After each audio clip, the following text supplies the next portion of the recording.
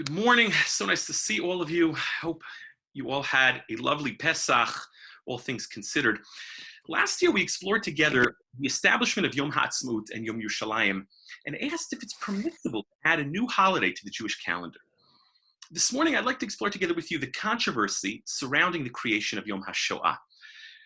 The 27th of Nisan, as you all know, is observed here in Israel and abroad as Yom Hashoah, or Yom HaZikaron LaShoah VeLaGvura, a memorial day for the 6 million Jews who perished in the Holocaust. And like its name, Yom HaZikaron LaShoah VeLaGvura, it also commemorates the strength, the heroism, and the resistance shown during that period. But what's fascinating is, and what many people don't know, is that the very establishment of Yom HaShoah was the subject of much discussion and debate and was historically met with great opposition by leading poskim. By 1942, the gravity of the events taking place in Europe began to reach the shores of pre-state Palestine. In response, the chief rabbi, Rabbi Yechiel Yaakov Weinberg, wanted to establish a day of mourning and fasting and prayer for really the tragedies that were currently taking place. And he enlisted the support of a number of leading rabbis. Among those he approached was Rabbi Yitzchak Zev Soloveitchik, the son of famed Rav Chaim of Brisk. Rabbi Yitzchak Zev, himself known eventually as the Brisker Rav, also known as the Grizz, also affectionately known as Rav Velvel, who himself had only recently escaped Europe. I found an article in Hatzofeh which records how Rav Velvel, together with other leading Rabbanim, had escaped Europe and finally reached the shores of Israel in February 1941. He settles in Jerusalem and becomes the Brisker Rav of Jerusalem and establishes a yeshiva here, as you all know. But famously, Rav Velvel was vehemently opposed to establishing a new day of mourning and fasting on the Jewish calendar. And he reasoned, and this is important because later on, with the establishment of Yom HaShoah, leading poskim will use the same line of reasoning, the same arguments. Rav Velvel reasoned that it's inappropriate, even prohibited, asur, to create a new day of mourning, as we already have a national day of mourning, Tisha B'Av, the 9th of Av, which commemorates the destruction of the Holy Temple in Jerusalem, both the first and second temples, and other national calamities and tragedies throughout Jewish history. And so, if you'll take a look together with me at the first source here on the source sheets, I'm going to bring it up here. I'll share the screen so you'll be able to take a look at it together with me. I put here, can you all see the screen? Yeah? Do you see the sources? Great, okay. I put here a tshuva from Rav Moshe Sternbuch's Tshuvot v'Hanhagot, from the second volume, here in source number 1. It's a very short tshuva, but there he asks the question if it's appropriate to create a new day on the Jewish calendar, to establish a day to memorialize the 6 million. And he relates this story that I just mentioned, this famed meeting between Rav Velvel and Rav Herzog. Again, this is for the Hakamat HaMedina. This is pre-state, when Rav Herzog is trying to get the support of leading rabbis, leading poskim, in order to establish a day of mourning and prayer and fasting.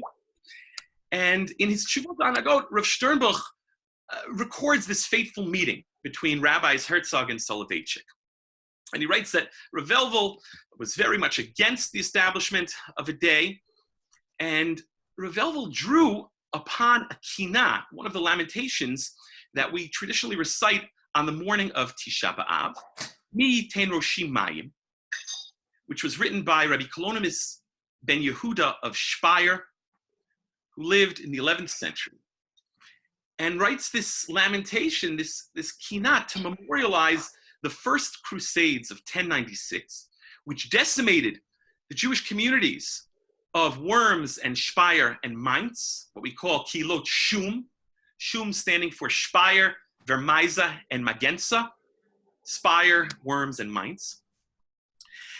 And he draws on the language of this kinah, this lamentation. And I put the kinah, we'll take a look first here at some of the lines from this kinah here in source number 2, where the Paitan writes, V'chi ein lahosif moed shever v'tavera. we cannot add to the destruction and inferno.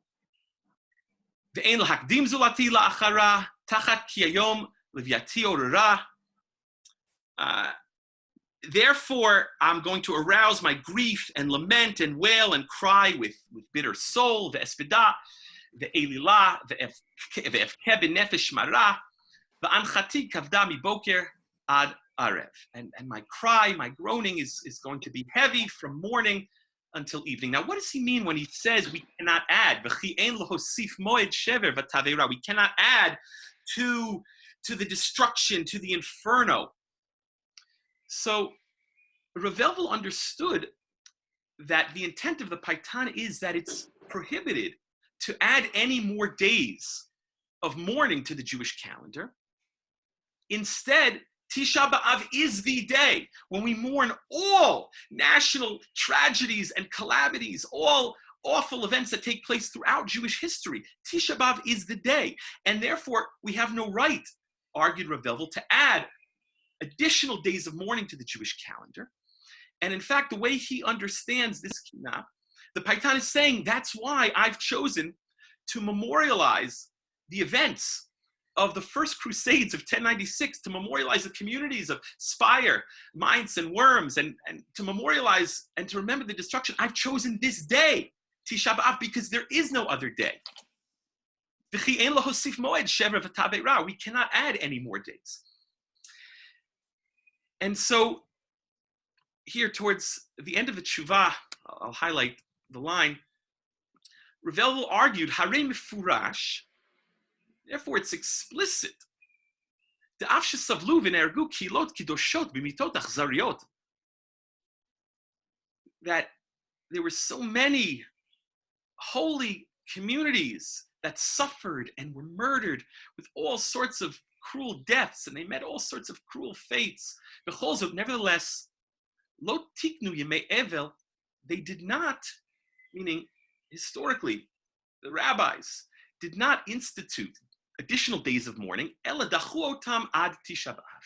Instead, they pushed them off to the 9th of Av, to be remembered on the 9th of Av. Kevan she'asur la'asot yemei evel chadashim. And that's key to understanding Rav Elvel's approach and the approach of others who were opposed to the creation of Yom HaShoah. It's prohibited to create new days of mourning, new days of Evel.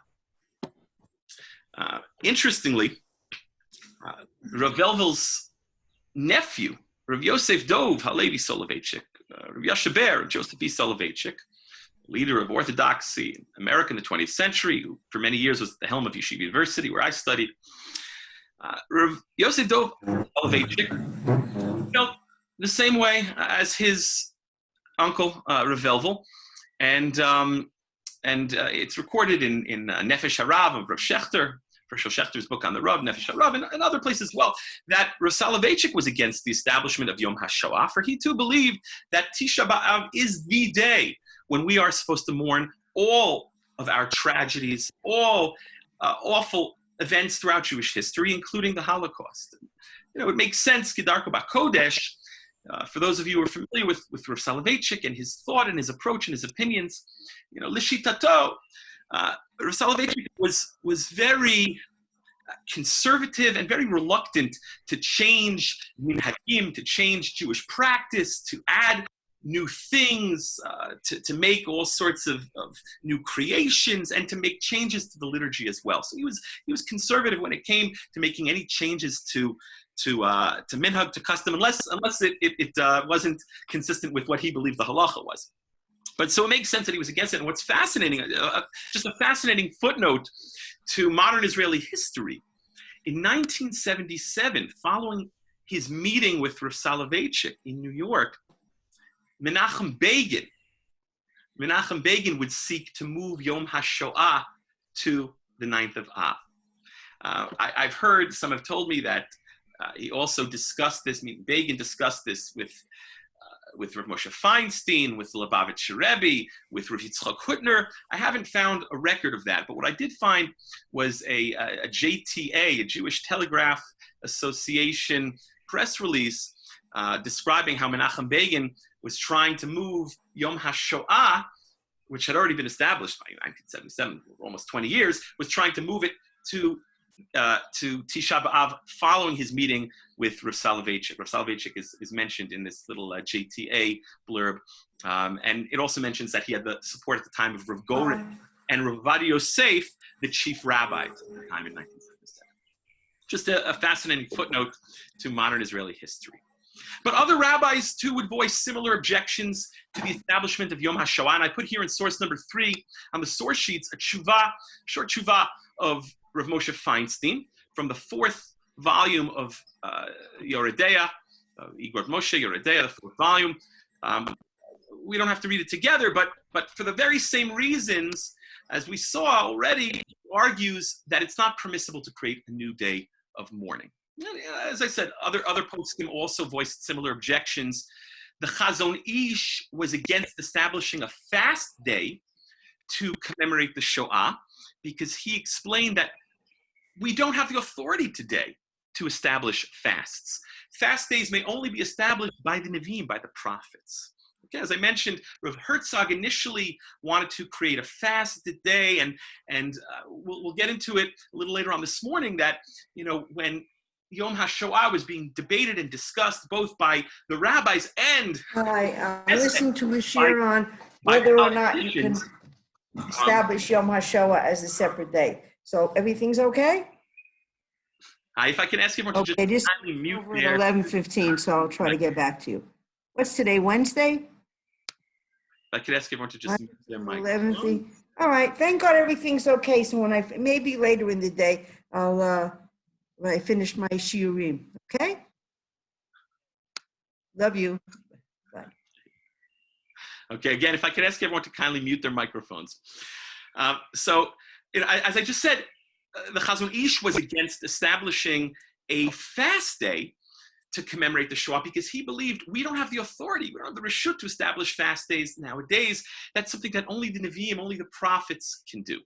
Okay, and as I mentioned, Rav Herzog initially was interested in creating a fast day, and we'll see that there were a number of different suggestions posed as to how the Shoah should be commemorated even following the Hakamat HaMedina, and there was a suggestion that it be established as a fast day, and we'll see how the chief rabbinate responded with the choice of Asara B'Tevet as a Yom HaKadish HaKlali. We'll get back to that in a moment, but Rav Elvel Soloveitchik, Rav Moshe Feinstein, Rav Yoshe Ber Soloveitchik, and many others, including the Chazon, opposed to creating a new day. Okay, so it makes sense, this logic that Tisha B'Av, be the day that we mourn all of our national tragedies and calamities, all awful events that took place throughout Jewish history, beyond just this kina, mi yiten rosh Shimayim, that we saw together. Because if you look in the Gemara and in the Rambam, and even if you look at history, it would seem that Tisha B'Av is a day assigned for punishment, a day that's destined, if you will, for disaster, a day that is born under a bad sign. In fact, if you look here at source number 4, the Gemara Masechet Ta'anit, Daf Chavtet, towards the end of the Masechet, the Gemara, of course, is discussing Tisha B'Av and discussing the destruction of the first and second temples. And the Gemara mentions there that Tisha B'Av historically is a day that's assigned for Bechia L'Dorot, right? What happens? The spies come back with their report. Okay, it sends the Jewish people into hysterics. They begin to cry. And then, where I've underlined, Amar Lahem HaKadosh Baruch Hu, Atem b'chitem b'chia shel chinam, v'ani koveh lachem b'chia l'dorot. You cried a cry for naught, for nothing. V'ani koveh lachem b'chia l'dorot. I will establish this day as a day for crying for generations. So Tisha B'Av it's a day that's been established almost by divine decree, a day that is destined for crying, for disaster, for punishment. In fact, the Gemara continues, and asks, how do we know that the first temple was destroyed on the 9th of Av? When exactly on the 9th of Av? And it brings a pasuk, and it offers a calculation. Okay, fine. The first temple was destroyed on the 9th of Av. And then the Gemara asks, but how do we know that the second temple was destroyed on the 9th of Av? I mean, that's kind of strange, right? That both first and second temples would be destroyed on the very same day. So the Gemara asks, Ubashniya minalan.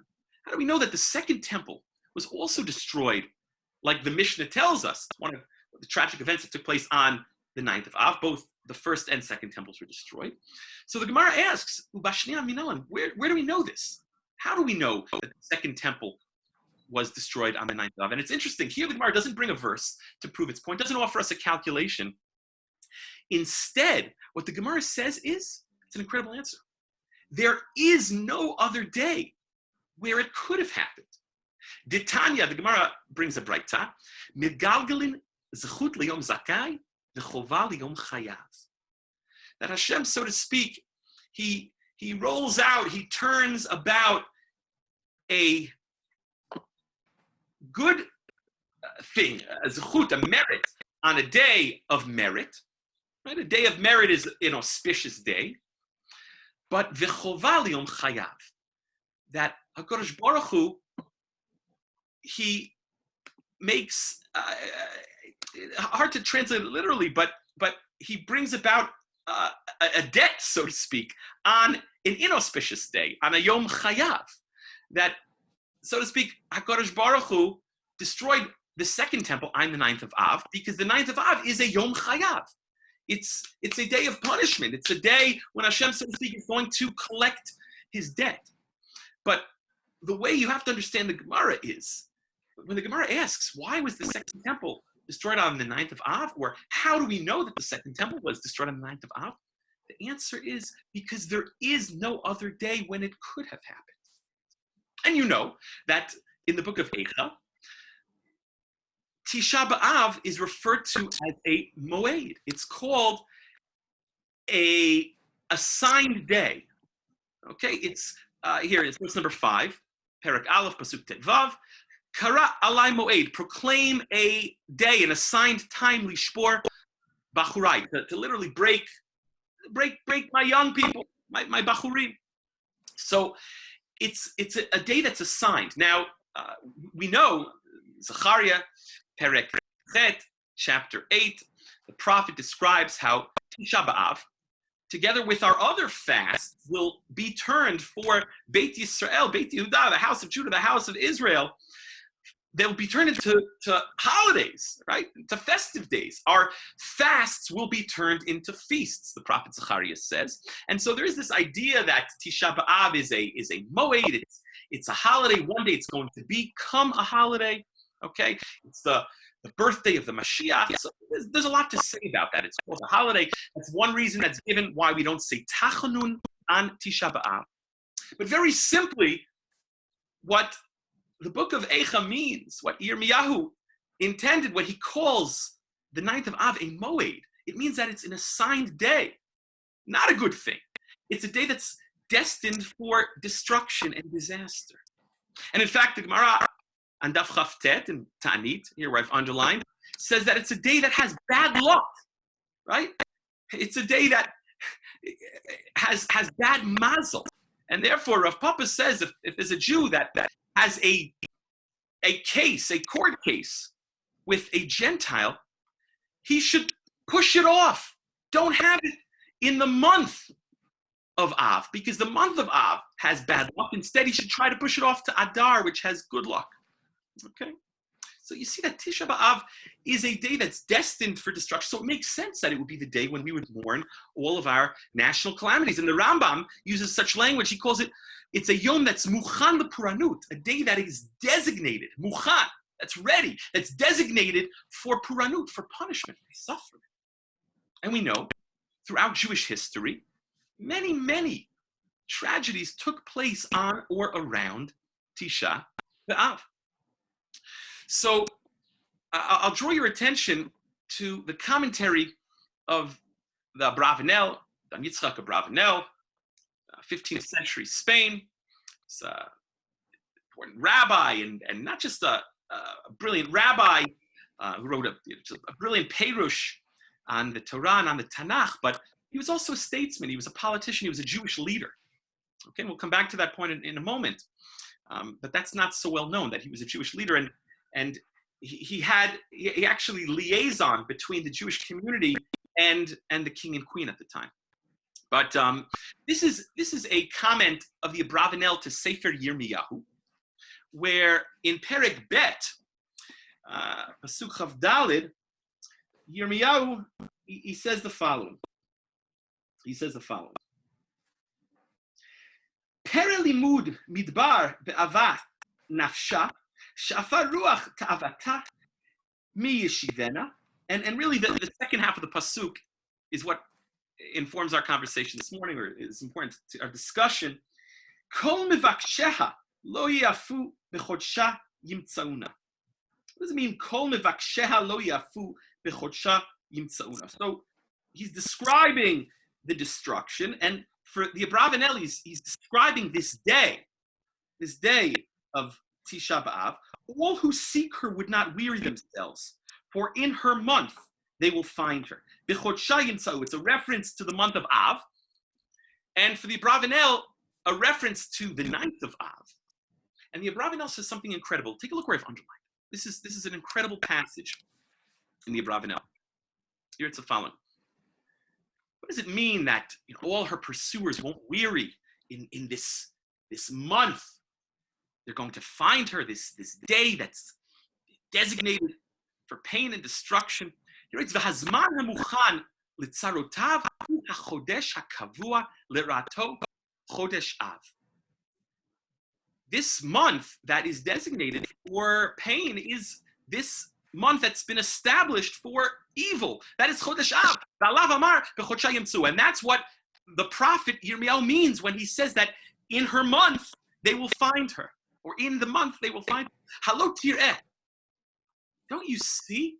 Shebe'oto achodesh, that in this very month, nigzera gzeira al dor hamidbar, sham yamutu.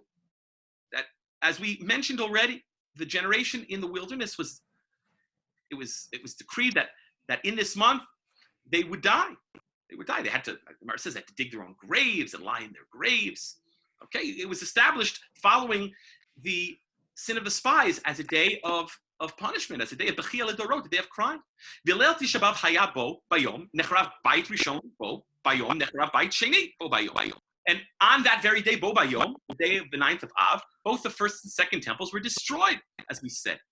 And then bo bayom Alexandria kal gadol me'ayudim sheya shama bo bayom nasa. And he says that similarly on that very day, bo bayom nechrav Alexandria kal gadol me'ayudim sheya shama. A major Jewish community in Alexandria. Actually, just a couple of weeks ago when we discussed if it's permissible to daven together via Skype, to daven together from our pasot, from our balconies and our ginot, our gardens, and make minyanim during this very difficult time, I showed you a passage of the Gemara in Masechet Sukkah, which describes this incredible synagogue that they had in Alexandria, Egypt, where there were so many people in attendance, and it was so large, they couldn't hear the chazan, they couldn't hear the shaliach tzibur. So the gabbai had to get up on the bima, and he had to wave a flag and tell people when to answer amen. Okay, there was a major Jewish community there, and there's a tradition that Jewish community was destroyed on Tisha B'Av as well. Okay, there are reasons for why they were punished, not getting into it now. And then he continues, the Abravanel says, this is incredible, Bo bayom na'aseh Gerush or Nasa Gerush I Ktseh Haaretz Hanikra Inglatira. He says on this very day, Tisha B'Av, that's when the expulsion from England took place. Ubo bayom Nasa Gerush Tzarfat Bishnat Chaf Lamed Hey Gareshi Gareshetchem Mizeh. Draws a pasuk from Shmot Perek Yud Aleph. On this very day, that's when the French expulsion took place as well. Jews were expelled from France on this very day. Okay. The kama od mehashmadot v'hagerushim hayu b'chodesh hahuli Yisraelu ma osif od ledavar. And he says, how many more awful, awful gzeirot and decrees and events and expulsions took place in this month.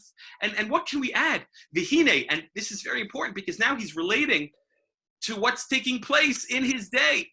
The Abravanel lives during the Spanish expulsion, the expulsion from Spain in 1492. And in fact, he, as I mentioned already, had a relationship with the government and liaises with the government, with the king and queen, in order to advocate for the Jewish community. V'hine kishegazar melech Sfarad geyush al kol hayudim asher b'chol medinot malchuto she'atzu kimish shalosh chodashim nishlam v'ayom hayitzia Tisha B'Av.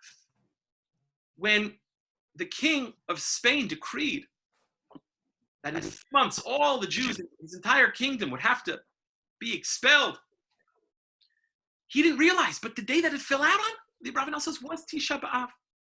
The king didn't know Mizeh Azman Davar. The king of Spain wasn't aware of this, but it was Ki'ilu Min HaShamayim Hadrichuhu. L'agbalat hazman hazeh l'kayem davar navi shamar b'chodsha imtzauna.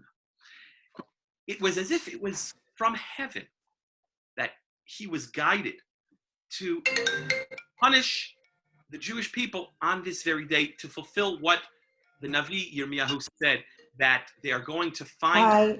Hi. Is everything okay? No, I'm listening to the shiurim. No, I'm listening to shiurim until about 12 o'clock. Or maybe you can mute Is her. okay?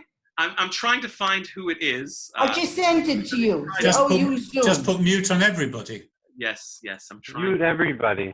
I'm going to try to do that. Manage participants. Mute all. Okay. Done. Okay, I'm sorry about that. Okay, now everyone is muted.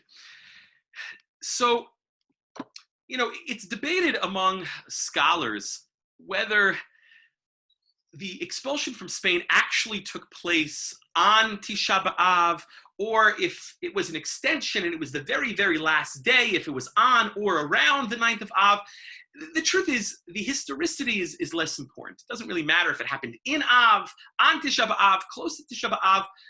What the Abravanel here is saying is that throughout Jewish history, and we know this to be true, so many calamities and tragedies took place on or around Tisha B'Av.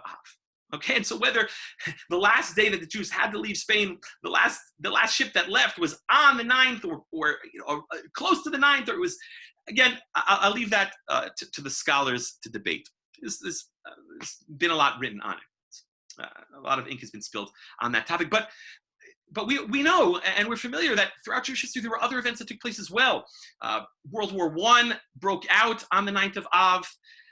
Certain important events, decisions that the Nazis had made, and certain crucial events related to the Shoah and related to World War II took place on or around the 9th of Av.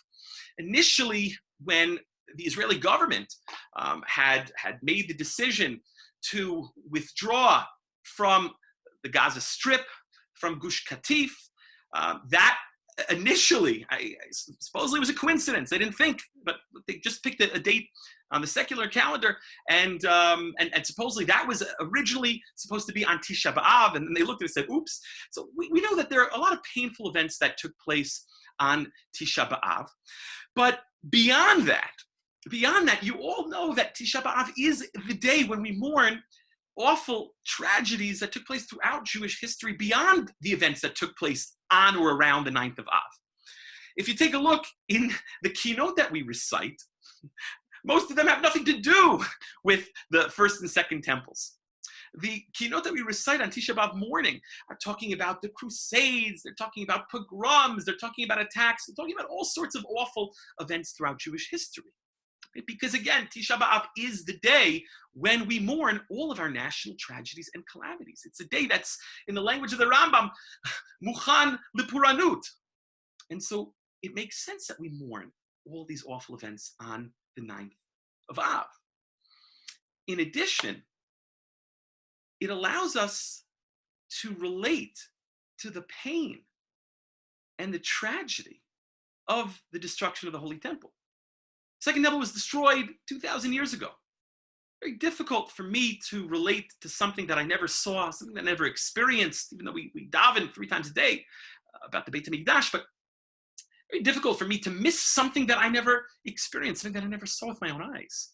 Very difficult for me to feel a real sense of pain. So how do I access those feelings of pain? So I think that's maybe another reason why so many of the keynote that we recite are talking about events that took place throughout Jewish history, because people are memorializing things that took place, not just because Tisha B'Av is the day to remember all of these events, but also by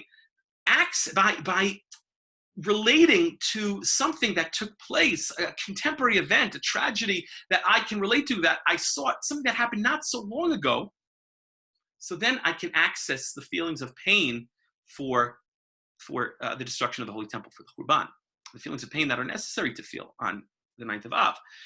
So for example, maybe I can't relate, or I have a hard time relating to the destruction of the Holy Temple, but then I read a Kinah about the Holocaust and describing the suffering there, and now I can connect. I can access those feelings of pain. Or I read maybe a Kinah that was written following the expulsion from Gush Katif, as some communities have the custom to do, and I can feel their pain, and then maybe try and relate to the suffering and the pain of the Churban. So, as we saw, Tisha B'Av is a day that's assigned for punishment. It's a day that's designated for disaster. It's a day that's born under a bad sign. So it makes sense why so many rabbis felt that the Shoah should be memorialized on the 9th of Av. And as we saw, many objected to the fact of creating a new day because they said that we're not allowed to have another day of mourning or fasting. But what's fascinating is that historically there were fast days and days of mourning that were established following the destruction of the Holy Temple to commemorate contemporary tragedies and events. Days in addition to the 9th of Av.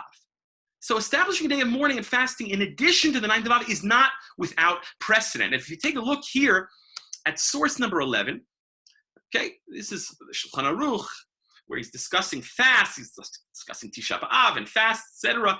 And there in Siman Taf Kuf Pei, he lists a whole host of days where historically we fasted. And he writes, Elu Hayamim, these are days, here in source number 11, She'eru Bahem Tzarot Lavotenu, where tragic events befell our forefathers, V'ra'ui Litanot Bahem, and it's proper to fast on those days. And then he goes ahead and Seif Bet and lists a whole host of days. And this is a rich discussion, not for now. You can give a whole shiur, maybe a whole series of shiurim just on this siman in the Shulchan Aruch alone. It's absolutely fascinating. We have Geniza fragments, and we've got different variations of this passage. I don't know of anyone who actually observes these fasts today, aside from maybe the 7th of Adar, which is the Yahrzeit of Moshe Rabbeinu, also, of course, the birthday of Moshe Rabbeinu, right? Zayin Adar, which is observed as a fast day by the Chevra Kadisha. They fast on the 7th of Adar, and then afterwards, on Motzei Zayin Adar, they have a special dinner that honors the participants of the Chevra Kadisha for the Chesed Shel Emet that they do. But in any case, he lists events here that took place following the destruction of the Holy Temple, and you see that they were memorialized as days of tragedy and mourning and fasting even after the destruction of the Holy Temple. And they were not observed on the 9th of Av. Instead, they were given their own day. And so we have a precedent for that. And the Magen Avraham there, on this very siman in Shulchan Aruch, here in source number 12, he writes the following. He writes, Katav, Hatanya, this is not the Baal Tanya, not the Alter Rebbe Lubavitch, it's a different Tanya, much earlier, that B'yom HaShishi, Parshat Chukat, on the Friday, Erev Parshat Chukat, Noagu Yechidim Litanot, they're select individuals, special holy yidden that have the custom to fast. Sheboto Hayom Nisrafu Chaf Kronot Mileim Sfarim B'Tzarfat. On that day, Erev Shabbat Parshat Chukat, that's when the Talmud was publicly burnt in France. 20 wagon loads full of Jewish books, not just the Talmud, but many other books. This took place in Paris in 1242. Some historians say 1244. This is following the disputations. I'm sure you're all familiar with the story, okay? Not for now, but it's a fascinating story for homework. Google it, look up the disputations in France, followed by the burning of the Talmud in France. And it wasn't just the Talmud, it was many other Jewish books. And of course, this was a damaging blow because there were no printing presses. This was before Art Scroll. You couldn't just go to the farm store and buy a Gemara or buy a Chumash or buy a Rambam. Okay, everything was handwritten. It was all manuscripts. So this was a devastating blow. And he writes that just like the Shulchan Aruch is telling us, there are days when we fast and mourn on the Jewish calendar. Again, in addition to the 9th of Av, here he gives us a day. Okay, why was it dafka on the Friday as opposed to a day on the calendar? So that's an interesting story. They did what's called a shelat chalom. They asked a question in a dream. That also is a topic that we can talk about for a long time, but not for now. What does it mean, a shelat chalom? And they got an answer based on that week's parsha, Zot Chukat Torah, and the Targum. The Aramaic translation is Dag Zeirat Oraita. It's a gzeira from heaven, a gzeira from Shamayim. They understood that to mean that the fast should be therefore associated with Parshat Chukat. It should be observed on the Friday, Erev Shabbat Chukat, as opposed to a day on the calendar, specific day on the calendar. And then the Magen Avraham also records an event that took place in his own day, where he lost his entire family, the Gzeirot Tachvatat, the Chmielnitsky massacres. He writes, Gam Bishnat Tafchet, Nerchavu Shnei Kilot Gdolot Beoto Hayom. Okay, and it's כמו שכתב בסליחות, שחיבר בעל הספתי Cohen, right, the Shach, also right, famous for his commentary on the Shulchan Aruch. And he writes, Gam noagim litanot, 20 b'Sivan b'chol Malchut Polin.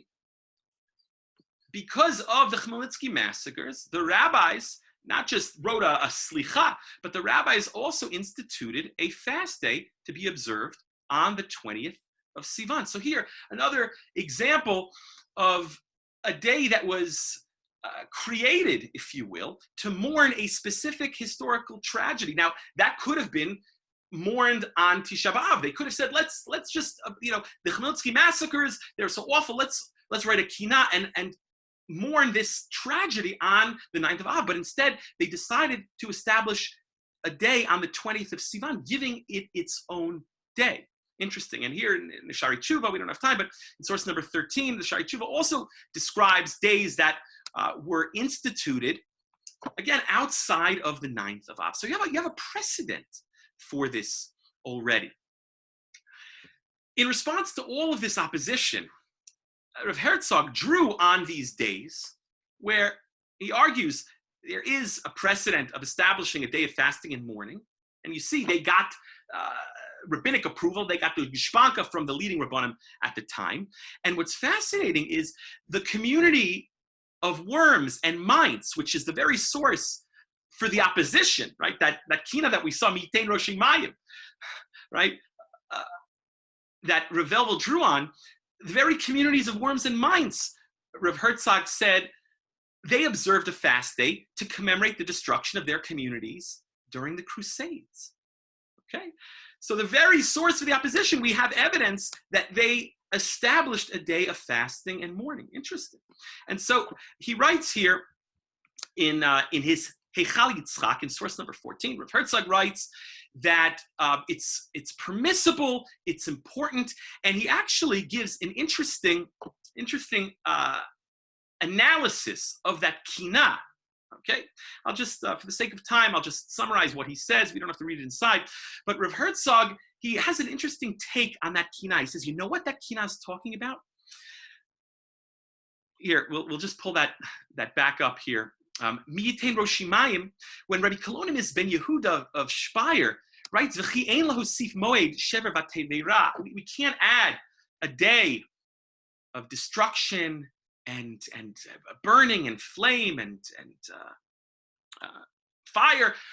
We can't add. Rav Herzog has an interesting take. He says, you know what? That's because the tragedy took place on Shavuot. He analyzes the kina and claims that the tragedy took place on Shavuot because they're talking about the Torah being burned, right? He talks about, he's lamenting about the Sreifat Torah, the Hereg Lomdeha, Dafka B'Yom HaShavuot, B'Yom Shenitna Bo Torah. He's talking about how the Torah was burned, and many Jewish people, holy Jews who studied Torah, they were killed when on Shavuot, the day when the Torah was given to the Jewish people. Now we know, of course, that the first Crusades of 1096, when the communities of Speyer and Worms and Mainz were decimated, we know that took place this time of year. It took place during Sfirat HaOmer. And what's fascinating is we attribute the customs of mourning that we observe during this time of year between Pesach and Shavuot to the students of Rabbi Akiva, the death of the students of Rabbi Akiva, which the Gemara in Yevamot and Daf Samch Bet describes taking place between Pesach and Atzeret, now between Pesach and Shavuot, during the days of Sfirat HaOmer. So we traditionally ascribe or attribute the customs of mourning we observe to the death of the students of Rabbi Akiva. What's interesting is Professor Daniel Sperber has published extensively and done extensive research showing that actually many of the customs of mourning that we observe during this period come about following the First Crusades of 1096. So we know that the First Crusades of 1096 take place during this time of year, and that's why, of course, even on Shabbatot, when we normally would not say Av HaRachamim, right? We say Av HaRachamim, as you all know, during this time period, because it was written to remember the martyrs who gave up their lives, and so it makes sense. We would want to say it during this period. It was written for them.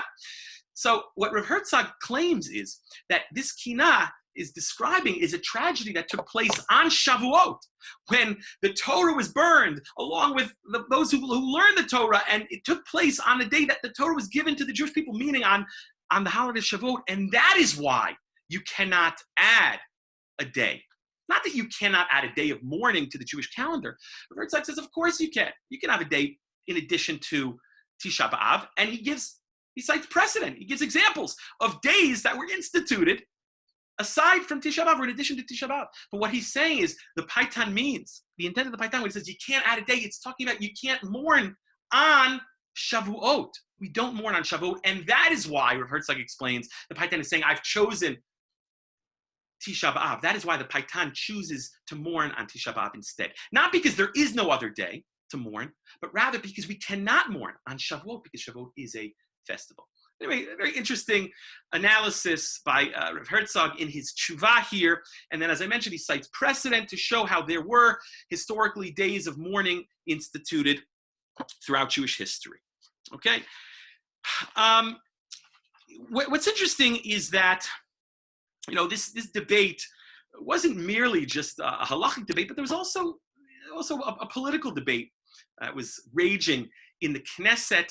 And in the early days of statehood, it was proposed that two days be created to commemorate the Holocaust. One to commemorate the heroism and bravery, and that would coincide with the day that the Warsaw Ghetto Uprising began. Okay, now you know that Yom Hashoah is on the 27th of Nisan. Why the 27th of Nisan? That's kind of a strange date. Well, they wanted to connect Yom Hashoah with the Warsaw Ghetto Uprising. You could understand why, the new Jew, the pioneer, the Zionist, strength, gevura, heroism, bravery, Warsaw Ghetto Uprising, right? We're not just going to go like sheep to the slaughter. But the Warsaw Ghetto Uprising began on Erev Pesach. Right? And it took place throughout Pesach. So you can't have a day of commemoration observed on Pesach or on Erev Pesach. Everyone's busy burning their chametz, right?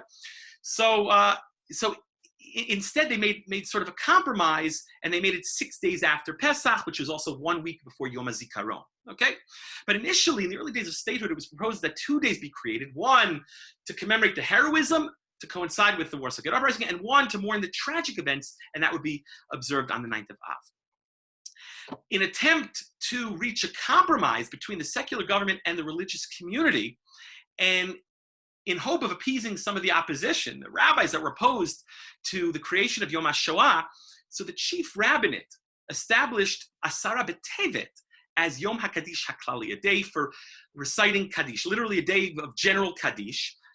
for those Kiddushim whose date of death is unknown, we don't know when they died, right? Or those who left no family behind to mourn them. So they instituted that everyone recite Kaddish for all the Kiddushim. And they instituted that the day should be observed like a yard site, with the lighting of a yard site lamp, a memorial candle, and Kelmali Rachamim, and the study of Mishnah, et cetera, et cetera, et cetera. Now, it's interesting. Just as an aside, choosing a day to recite Kaddish, you can ask, is it just a random day? You pick a day out of the hat to recite Kaddish. It's not the yard site. We don't know exactly when this person died. So the Magen Avraham cites the Maharshal, who rules that if one does not know the anniversary of his father's death, which you can imagine throughout Jewish history that could have happened, could have happened many times. The person just didn't know. The person didn't hear from their father. They didn't know. They lived it. So according to the Magen Avraham, citing the Maharshal, a person may choose any day on which to observe the yard site. It's important to observe the yard site. We need to give a day to this individual's memory. So the Magen Avraham paskins, he rules in the name of the Maharshal that you can choose a day. Now, the choice of Asar B'Tevet was also not accidental.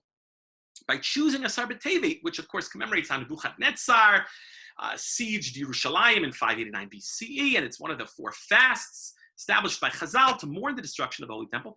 So by choosing Dafka Asar B'Tevet, the rabbinate chose a day because they wanted to imbue the day, this Yom HaShoah that they sought to establish on Asar B'Tevet, this Yom HaKaddish HaKlali, they sought to imbue the day with a religious character and quiet those voices who opposed the creation of a new day. You can't say it's a new day because it's on Asar B'Tevet, the day that we observe every year, okay? And as some of you know, following much debate, finally, on September 1st, 1951, the Knesset passed a resolution establishing the 27th of Nisan as Yom HaShoah Umered HaGetot. That's what it was first called. Again, connecting it to the Warsaw Ghetto Uprising. And later, on April 8th, 1959, the Knesset officially passes a law proclaiming the day Yom HaZikaron LaShoah V'Lagvura. Okay? I explained why they chose to have it in Nisan. That also, by the way, was the source of some opposition and objection, because the month of Nisan is considered a joyous month, besides for the fact that between Pesach and Shavuot, as we mentioned, we mourn for the students of Rabbi Yechiel Yaakov, we mourn for those Jews who died during the first Crusades. But Nisan has a festive character to it. It's the holiday.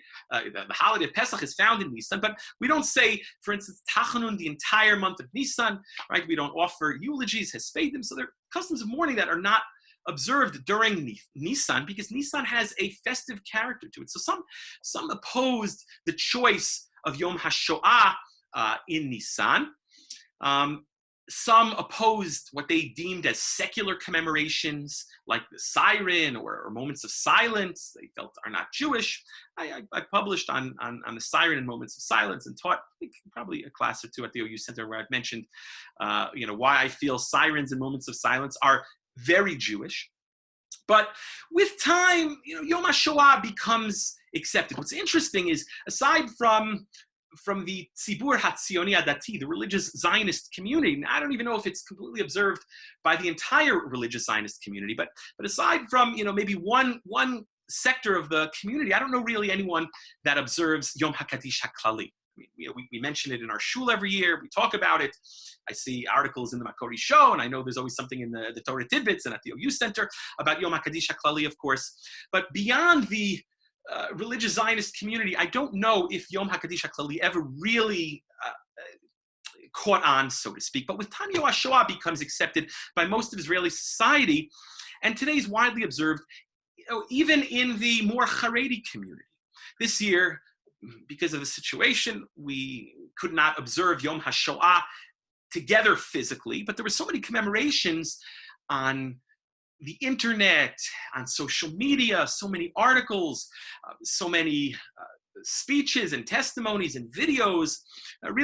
Yesterday and the day before, the news cycle was full of these things. And every year, it amazes me how more and more the Haredi community, who maybe initially objected to the establishment of Yom HaShoah as its own day, besides Tisha B'Av, in addition to Tisha B'Av, how even the Haredi community has accepted Yom HaShoah and observes Yom HaShoah. So it's been accepted by the broad community, and that's happened with time. In addition to some of the arguments for establishing Yom HaShoah as its own day, for the creation of Yom HaShoah and giving it its due, some just point out very simply that there are certain days when something takes place, or there's certain events, really, in Jewish history that are so devastating, so monumental, that they require their own day of commemoration. And I think one can make the case that regarding the Holocaust, while yes, certainly we do remember the Holocaust on Tisha B'Av, and in my shul, we say a few keynote that were composed to remember the Kedoshim and to remember the tragic events, the horrors of the Holocaust. So I think you can make the argument that beyond just remembering the Holocaust on Tisha B'Av, it's an event that was so calamitous, so devastating, so monumental.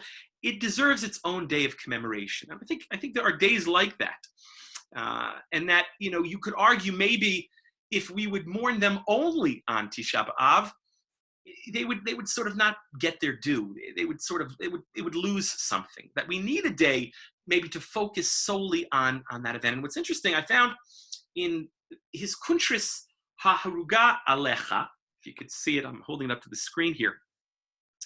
In his, 1 second, I'll stop sharing so you can see. In his Kuntris HaHaruga Alecha, the Slonim Rebbe, Rav Shalom Noach Berezovsky, the Slonim Rebbe here in Yerushalayim, died not very long ago, maybe about 15, 20 years ago. A very important Hasidic Rebbe and leader, and wrote a very popular commentary on the Chumash, a Hasidic work, and also volumes on holidays and on Hasidut, Hasidic thought, Netivot Shalom. So in his Kuntris HaHaruga Alecha, which is about the Holocaust, there he writes how he is deeply pained that a special day was not established to mourn the tragedies of the Shoah. And of course, he's referring to the Frum community. The state of Israel established a day, but he writes that he was deeply pained that the Frum community did not establish a special day to mourn the Shoah. So I think it's interesting just to see how over time, some of those voices of objection have been quieted, and Yom HaShoah has been accepted, and today is widely observed by really the broad religious community. I want to end by looking together with you at the introduction of a tshuva of the Sridei Eish, Rabbi Yechiel Yaakov Weinberg, very important posek, who, as you all know, was a survivor himself. Let me share the screen once again. Okay, getting used to this Zoom shiurim, these online shiurim. I appreciate your patience. Okay, everyone see it. So the last source on your source sheet, source number 15, this is an introduction. Actually, it's interesting. It's a tshuva about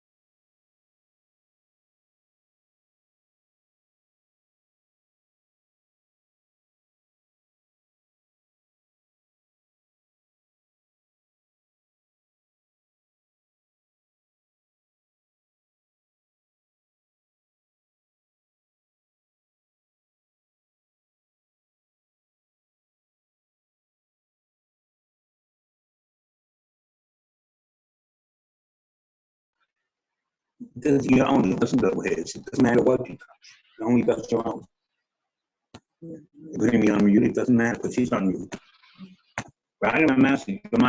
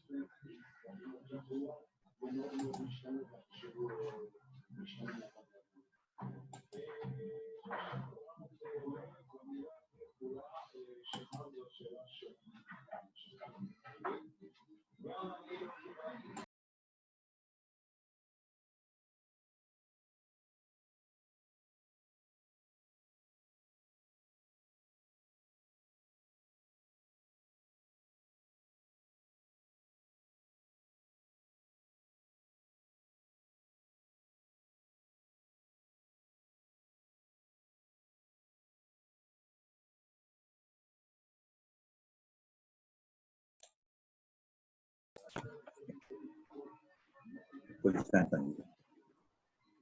He's muted. He's the only one who's muted. I can't hear you.